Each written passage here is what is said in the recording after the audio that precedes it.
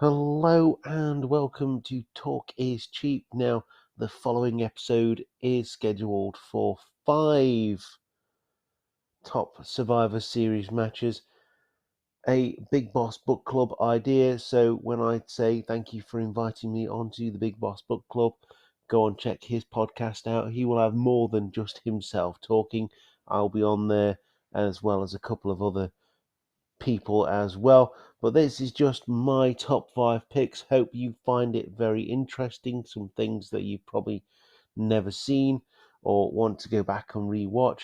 This is Talk is Cheap, and this is Luke's top 5 Survivor Series matches in no particular order. Don't forget to go and join us on Instagram, Twitter, and Facebook as well. And you can join us on YouTube as well for some other videos going forward, and we will carry on with the podcast. Now, it's been quite a long time since I have done a new episode of the podcast, hoping that this will be the start of a new beginning, a new era, so to speak.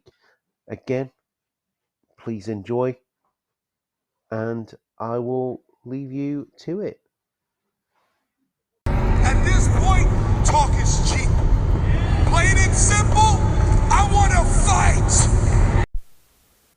Hello, and first of all, let me say thank you to the Big Boss of Big Boss Book Club for inviting me once again onto his podcast and for offering me the chance to give you my top 5 Survivor Series matches. Now, last time I did it in sort of date order, got one from each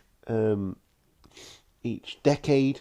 This time, there's a lot of stuff from sort of the modern era. Actually, there's nothing really, really early. Although there is going to be some mentions, honourable mentions. But yeah, most of the stuff that I really grew up on, and the ones that I really remember are the postmodern, definitely. So, without further ado, I am Luke of Cheap Shot Entertainment, and these are my top 5 Survivor Series matches in no particular order.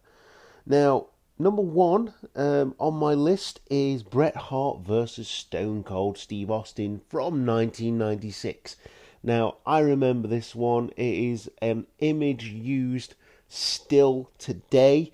Austin with his crimson mask in the sharpshooter, passing out, never actually tapping out, never losing. That was the whole storyline.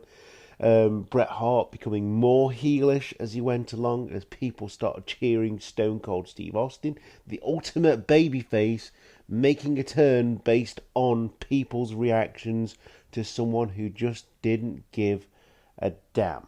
Now, this is one of Bret Hart's favourite matches, and I can see why. The story stood out. There's several matches in his history that he had on Survivor Series, notably the one that came the year after. Really good match. Screwjob ending, obviously.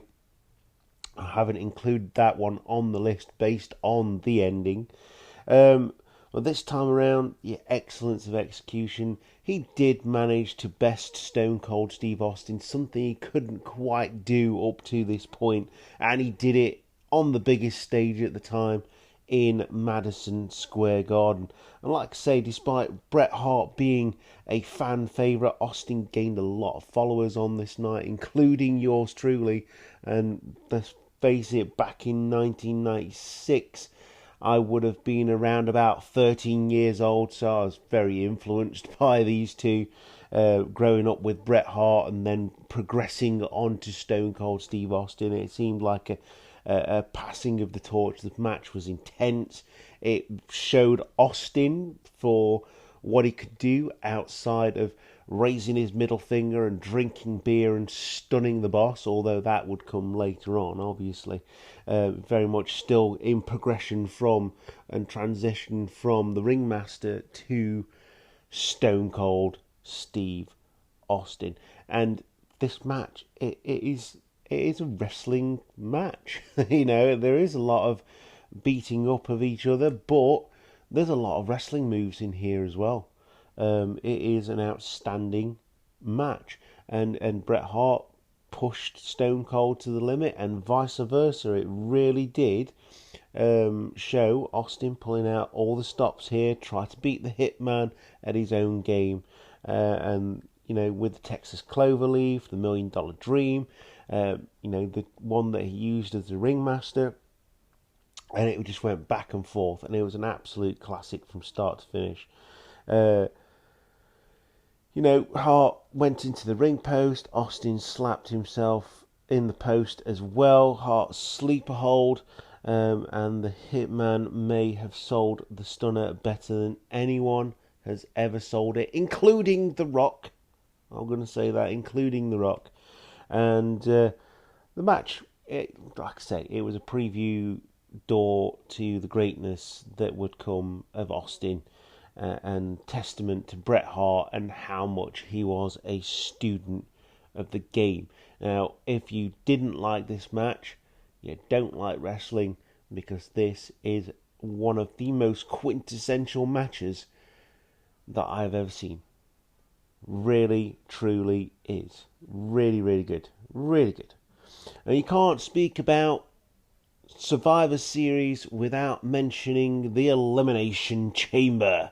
A concept that was born in 2002 by Eric Bischoff, and it featured Rob Van Dam, the High Flyer, Jericho, the In-Betweener, Shawn Michaels, the veteran coming back from a long injury, Triple H, the cerebral assassin, Kane, the big man, and Booker T being one of the newcomers and one of the brightest stars going forward in the company. Perhaps the best ever Elimination Chamber match, in my opinion. It was the first, and ultimately, like I say, it possibly was the best. Definitely the highlight of Survivor Series 2002, and WWE just took, just added steel chains, added steel, added some Plexam pods, added some rules where they came in sort of every 5 minutes, and it was at random. Chuck in some Hall of Famers, and you've got a potion that made absolute magic in the middle of that squared circle. It's not like the Elimination Chamber of today. It was round, it was tight, it was compact, much like the original Hell in a Cell. Now it's all about spectacle, it's square. Obviously, it's better for camera angles and people watching the show in the actual arena, but this one felt so special. It was unbelievable. Lots of epic moments as well, lots of absolute highlight reel moments. Kane showing his strength by throwing Chris Jericho through a Plexam pod, RVD with his stunts from the top of the pod things, HBK with his huge super kicks, and Triple H with some of his most brutal moments that you'll ever see. Featured, like I say, highlights aplenty. Michaels, again, being thrown through the glass as well. Blood gushing from all of these guys. This was way before the no bleeding rule. And essentially, a feel-good moment. It's the storytelling from SummerSlam and just before SummerSlam to the Elimination Chamber at Survivor Series, particularly between Shawn Michaels and Triple H, was phenomenal, proving that WWE can tell a story if they put their mind to it. Unfortunately, they don't do that very often anymore. So it ended poetically with Triple H facing off against his longtime friend, the man who he turned his back on after 39 minutes. You got Shawn Michaels and Triple H in a one-on-one battle going against each other. 39 minutes later, you've got Shawn Michaels throwing that epic super kick when super kicks actually meant something before the invention of the Young Bucks, to win the World Heavyweight Championship. Would be his only World Heavyweight Championship, his only main title in his comeback. But he'd go on for many, many years, only retiring in 2010. Yeah, 2010 it was, retiring at WrestleMania, which was poetic, and only ever came back for one match, but we won't speak about that because the match was pants. Let's remember Shawn Michaels for being the showstopper, eh? But yeah, great match. Great match. Can't mention Survivor Series without that original Elimination Chamber match.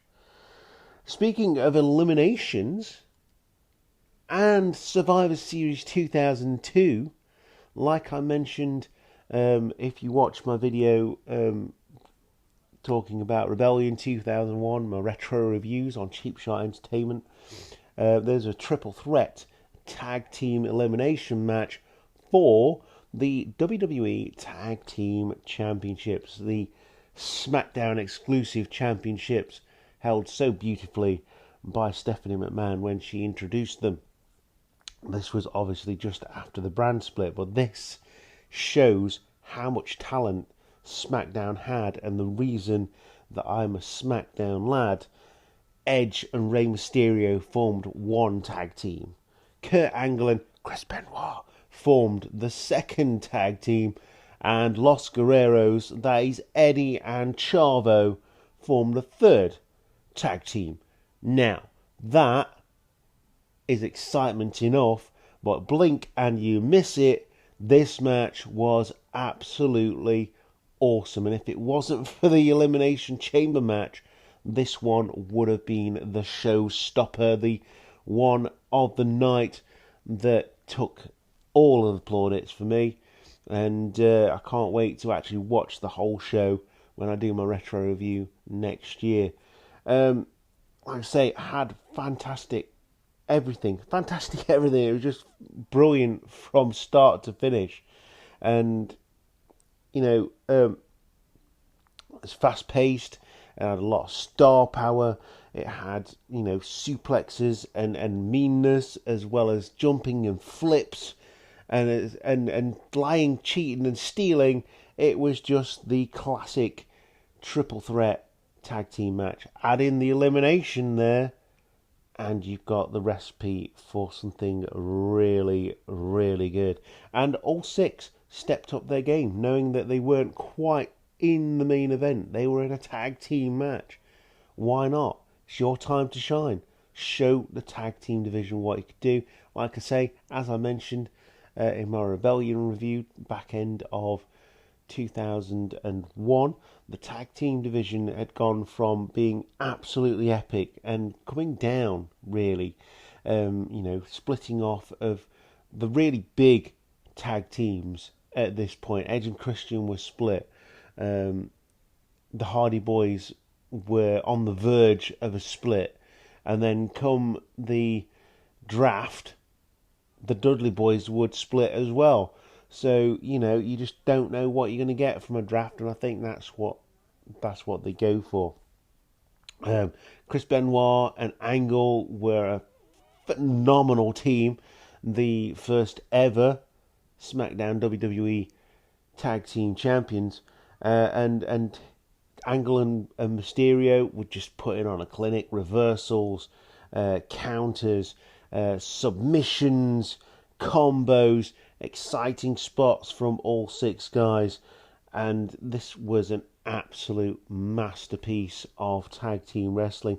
I feel like if you'd have chucked in some tables, ladders and chairs in here, this would have been a contender for best tag team match in a long time.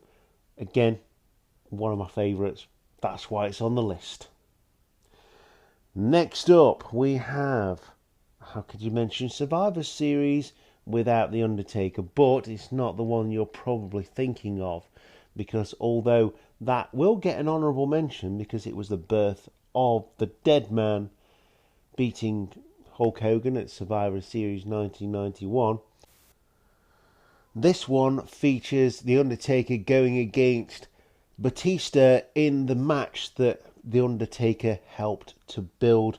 2007, Hell in a Cell. This match was bloody, it was dramatic, it had a run-in as well, if you can call it a run-in. It sort of came from underneath the ring.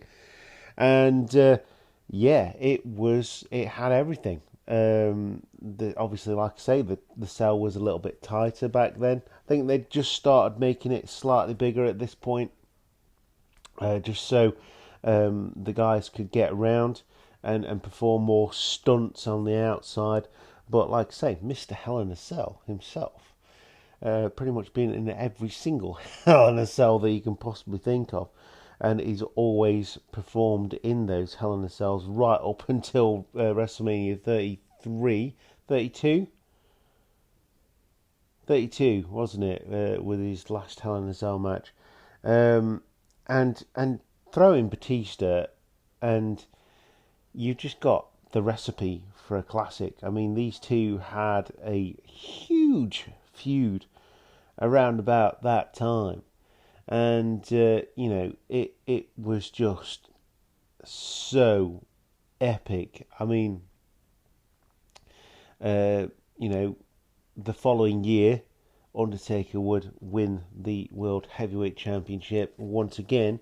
And, the following year after that, he would obviously go against Shawn Michaels. But in particular, this particular year, he actually beat Batista, and it will still go on to Survivor Series.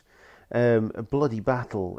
Batista really can thank the Phenom for being part of nearly all of his best matches and really pushing Drax to the limit.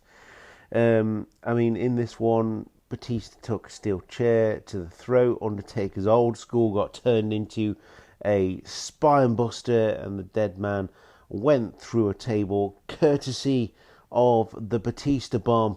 This match had pretty much everything you'd expect from a Hell in a Cell match and more. It's an epic Hell in a Cell match. If you long for what Hell in a Cell should be but isn't anymore, this is one of the ones to go back to and have a look at, because it is really, really good. And speaking of which, most of my picks here have got some kind of stipulation to them, and they're all, quite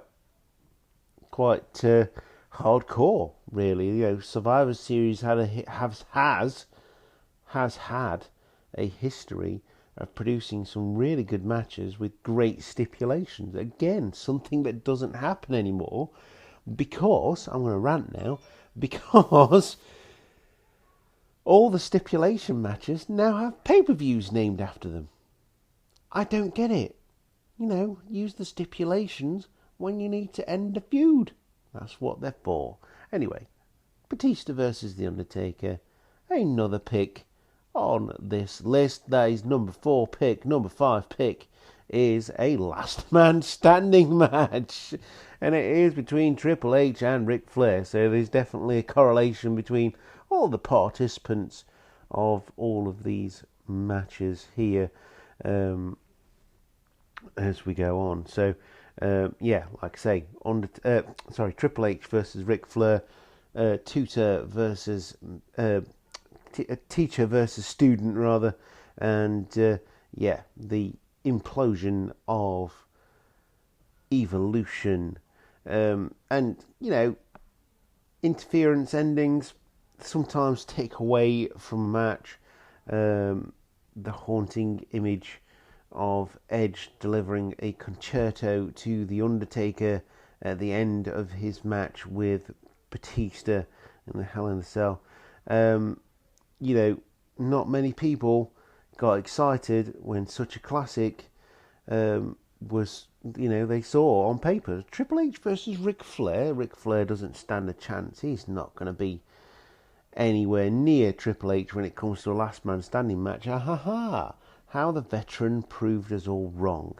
The drama of the old friends, much like Triple H and Shawn Michaels, seemed to be a bit of a knob, didn't he? Triple H at this point in time, always turning on his mates.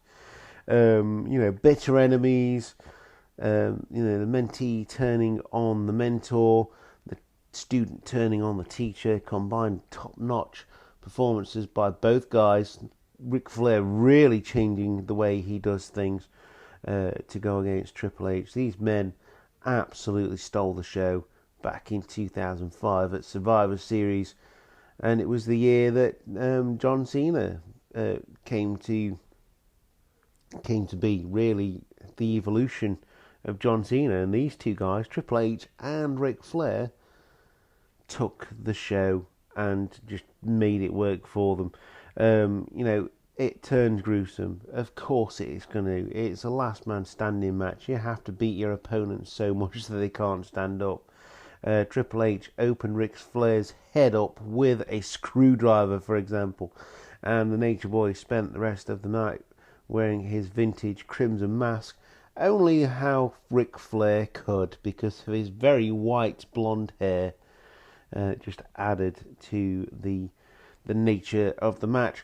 The crack of the kendo stick, as well as Ric Flair swings it, and the sell jobs, and of course Joey Styles on commentary going, "Oh my God!" All the way through the match. Just add to this one. This one is gruesome, it is bloody, it is really intriguing, and the story being told is classic, but it's a good one. And, if you spent your last 10 years before watching this one, watching Triple H's evolution, I mean, literally and figuratively, 10 years earlier, he was in Hogpen match because of the curtain call with Scott Hall and Kevin Nash and Shawn Michaels. 10 years on, he's putting on a show like this against one of his idols, Ric Flair. That is the mark of the man who's willing to work for everything that he got. And that is my top 5. Like I say, honourable mention to Undertaker beating Hulk Hogan for the WWF Championship, making people really sort of question everything. Their hero has fallen to this dark entity, and it was basically Undertaker's first appearance, 1991 actually. Took a year for him to win his first championship. His first appearance was in 1990 as part of the $1 Million Team with Ted DiBiase, and that gets an honourable mention. Another honourable mention, a match that I've watched for the retro reviews, actually. Obviously you've got the Brawl to end it all, winner takes all kind of thing, at the same pay-per-view in 2001, Survivor Series 2001, of course. But then you've got a lot of unification matches as well. And one of the matches that really stood out for me and made me realise how good Test actually was Test versus Edge, the unification championship match between the US Championship and the Intercontinental Championship. Test was really good, and he was taken from us way, way too soon.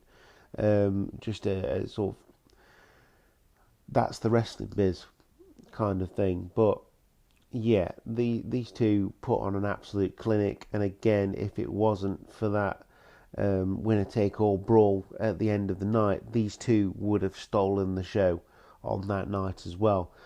I won't do any more honourable mentions. There's loads and loads of stuff I could mention, including Bob Backlund and Bret Hart, but Bret Hart has already been mentioned.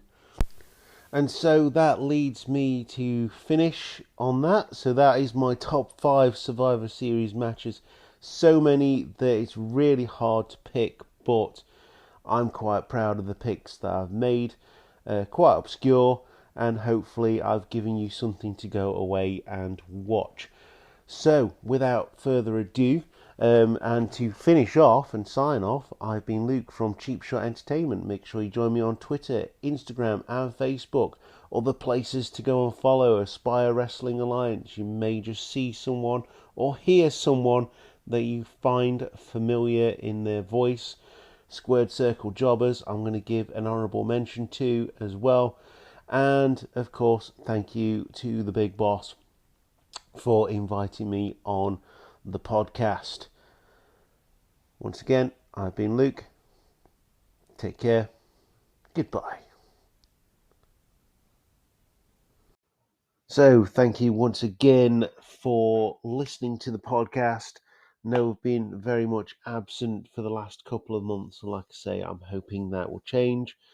Hope you've enjoyed the episode. Hope you found something positive from it. Let me know what your top 5 Survivor Series matches are. If they're similar to mine, if they're the same as mine, then you have very good taste, because I'm also very humble as well. If you've got any others, any other suggestions, ones that perhaps have completely forgotten about, that are absolute hidden gems, let me know. I've been Luke of Cheap Shot Entertainment. You are the Cheap Shot Nation. This has been Talk is Cheap and the top 5 Survivor Series matches as thought of by myself. And I will see you next time. Thank you very much for listening, and goodbye.